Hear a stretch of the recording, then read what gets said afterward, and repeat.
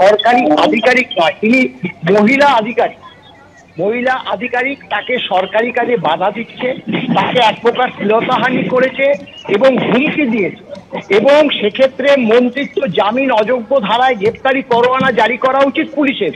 অবিলম্বে তাকে গ্রেপ্তার করা উচিত বলে আমরা সরকারি কর্মচারী সমাজ মনে করছে। কারণ এক্ষেত্রে আমাদের ক্ষেত্রেও দেখা যায় যে আমরা যদি কোনো সময় সরকারি কাজে বাধা দিই, আমাদের জামিন অযোগ্য ধারায় মামলা হয়, সেক্ষেত্রে কেন তাহলে মন্ত্রী হতে পারে? আইন তো সবার ক্ষেত্রেই সমান।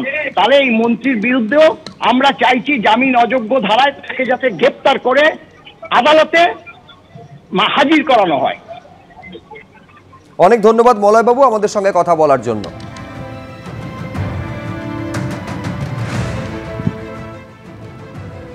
বন দফতরের মহিলা আধিকারিককে যেভাবে কটূক্তি করলেন মন্ত্রী অখিল গিরির গ্রেফতারি চাইল বিজেপি। মমতা বন্দ্যোপাধ্যায় কি এই মন্ত্রীকে জেলে ভরার সাহস দেখাবেন?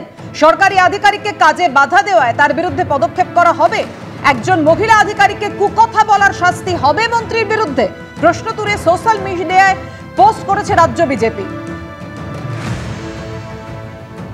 সোশ্যাল মিডিয়ায় পোস্ট রাজ্য বিজেপির, একজন মহিলা আধিকারিককে কুকথা বলার শাস্তি কি হবে মন্ত্রীর বিরুদ্ধে? সরকারি আধিকারিককে কাজে বাধা দেওয়ায় তার বিরুদ্ধে কি পদক্ষেপ করা হবে? মমতা বন্দ্যোপাধ্যায় কি এই মন্ত্রীকে জেলে ভরার সাহস দেখাবেন? মন্ত্রী অখিল গিরির গ্রেফতারি চাইল বিজেপি সোশ্যাল মিডিয়ায় পোস্ট করে।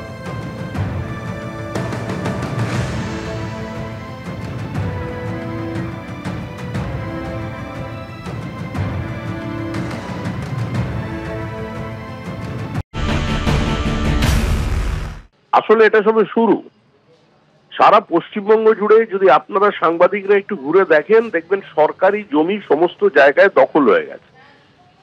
যেরকম গোটা ধর্মতলা চত্বরের সমস্ত ফুটপাত দখল করে নিয়েছে, 100 বছরের পুরনো প্রাচীন দোকান তারা পর্যন্ত আজকে দোকান প্রায় না খোলার অবস্থায় পৌঁছে গেছে।